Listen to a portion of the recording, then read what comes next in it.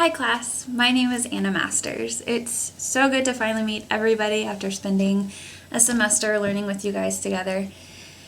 I hope everyone is having a good spring break, and let's get started. I was actually assigned Neil Clark Warren. He is a clinical psychologist who is the founder of eHarmony. I did not actually know that when I was assigned him, so it was kind of fun to find that out when I was doing my research about him. But on top of being the founder of eHarmony, he's also a well-known author. He's written quite a few books. This is one of his first books. It's called Finding the Love of Your Life, and it basically just outlines 10 principles to help choose the right marriage partner. These are some of his newer books. It's called Date or Soulmate. Kind of self-explanatory. It's kind of just to help you see if the person you're dating or not is kind of even worth continuing to date. Falling in Love for All the Right Reasons is actually really interesting because it's the basis of eHarmony, just all the dimensions that the profiles on eHarmony are based off of. So it was interesting to read through those and know that that's kind of the background of what eHarmony is. And Catching the Rhythm of Love, I don't have the jacket on it, it's actually for people who are already married, and it's kind of just a way to help improve their marriage if they're having problems and struggling through that. So all of these are very interesting to read. Like I said, he's a clinical psychologist and has spent years in that field. He is a very well-renowned public speaker as well, very sought after in that regard. He was very influenced by just the fact that in all of his counseling, he spent a lot of time with married couples and just saw how unhealthy that marriages were becoming, and he kind of was concerned with that because he sees the breakdown of the traditional family as kind of the breakdown of society, and how all of these people are getting married and then getting divorced, and it's just causing huge problems within our society. And he remembers, with his own parents, even just, they had an amicable marriage, but it wasn't super happy and it wasn't super great. And he came to the conclusion that it was people were not marrying people they were compatible with. And so that was causing the increase in divorce. And so all of this was feeding into kind of where he was standing with it. He is a relational psychologist, so he has a very set idea of kind of where things stand within people. And basically the source of truth lies within ourselves. The whole premise kind of behind this theory is that we have to first have unconditional love for ourselves and gain self-acceptance.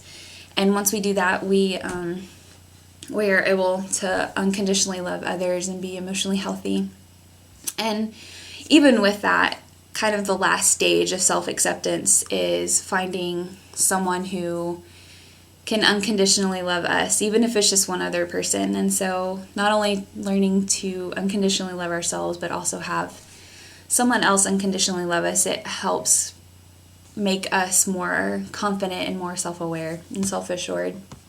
And since our truth lies within kind of who we are, we can look at our past or present circumstances and see how the problems we are facing are caused by the breakdown of our relationships and the lack of connectedness with people within our social sphere. The anthropology behind it, the basic view of human nature is we are relational beings and we strive for unconditional love and acceptance. And this hopefully will climax in a relationship with the spouse, and that will be kind of like the pinnacle of kind of where we stand. The structure personality, he seems to think it's very set from very early on. There are certain things about us that are genetic and kind of we have from birth, and then other things that are environmental or influenced by our education, but even those are influenced early on, and because they are so set early on, it is a little bit harder to alter or change them as time goes along. Our overall motivation is to feel good about ourselves, and we are driven for this need and this desire for self-acceptance and for unconditional love. And once we are able to experience that and unconditionally love and accept ourselves, we can begin to seek that in other people and just have, be able to love on them and find love within them for us, I guess. The psychopathology, because he is a relational psychologist, they believe, all of the problems stem from a breakdown in inadequate socialization, and this causes 3 reactions. It either causes a neurosis, which is kind of based in anxiety, and it's kind of an over-exaggeration of their guilt and their remorse. They just have an overabundance of that in them. There's character disorders, which is actually the exact opposite of neurosis, and they experience a severe lack of anxiety or guilt or remorse about anything.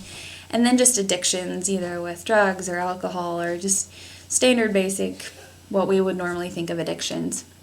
And so the overall goal of counseling is to help the clients themselves, to become emotionally healthy and self-aware and learn to unconditionally love themselves.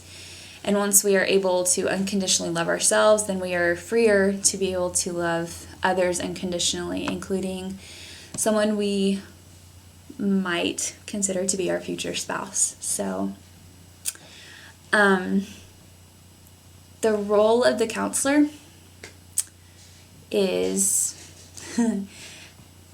it's actually very interesting, because the role of the counselor is actually supposed to provide a model in which the client can help see kind of how social interaction and social connectedness should be done. And so we're to provide a safe and secure environment where they're completely secure and safe in sharing any and all information that they want to, with no judgment. It's kind of a judgment-free zone. We're supposed to provide a warm, loving outlook on them and be able to support them and kind of encourage them to become who they think they are and just confident in and of themselves. And so, and it was interesting to read the book, Catching the Rhythm of Love, because it kind of delves into how he counsels married couples on top of just the normal counseling, learning to, love yourself and be confident in who you are. For married couples, he has a very specific style in how he counsels, which I thought was interesting. And he kind of, most married couples, they go into counseling and they only focus on the negatives. And for him, one of the first questions he asks when he's counseling a married couple is, what is going right in your relationship? And I found that very different and very cool. And so he spends kind of the first little bit of the counseling sessions just kind of talking about all the positives.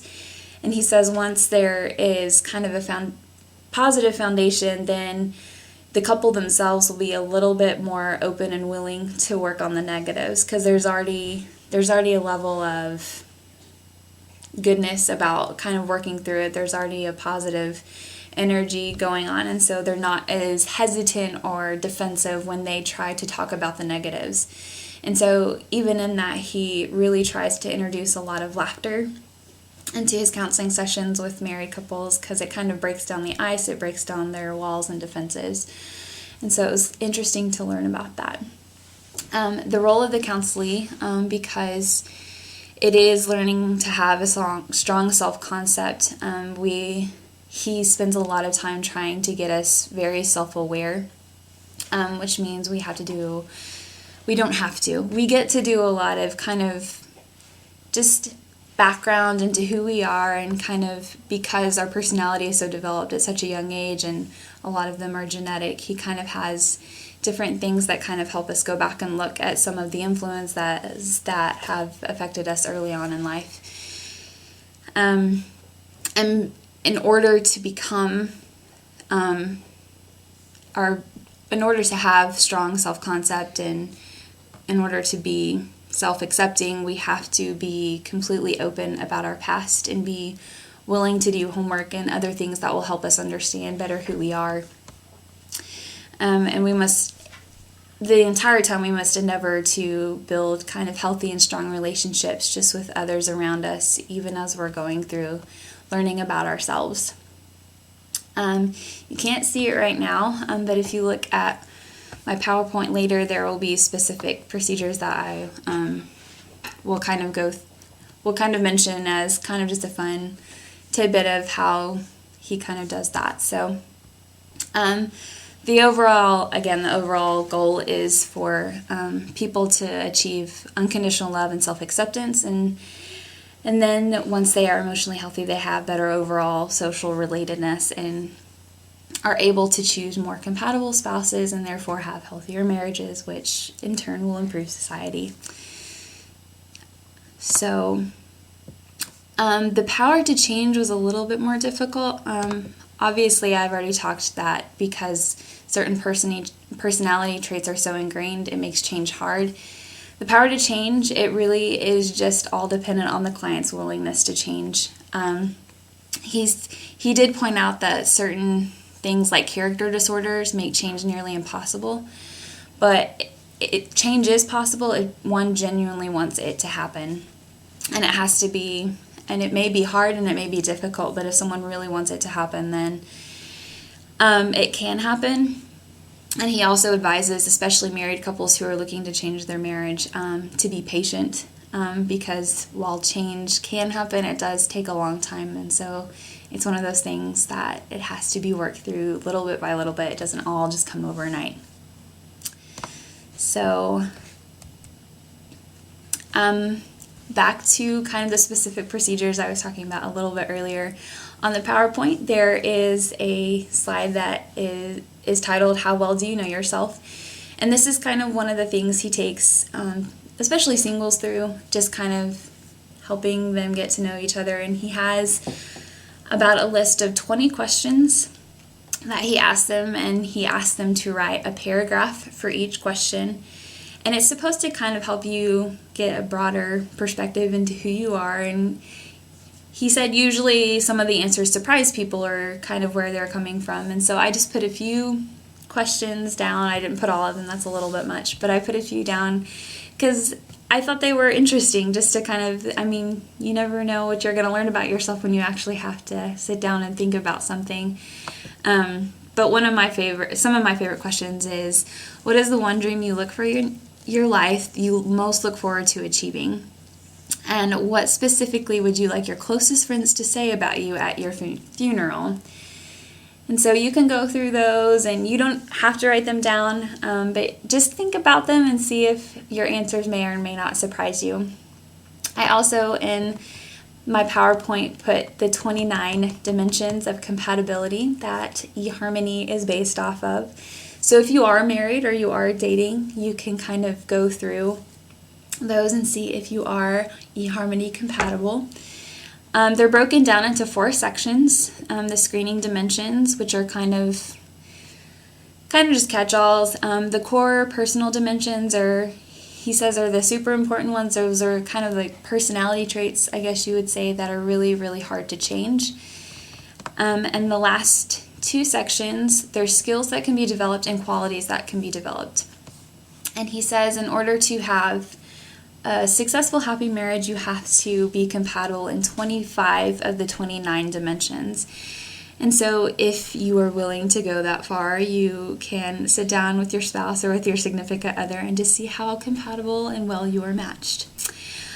Well, that is all I have. I hope you learned something, and I hope you found it interesting, and I hope you guys have a great rest of your spring break, however small it may be, and I will see you guys later.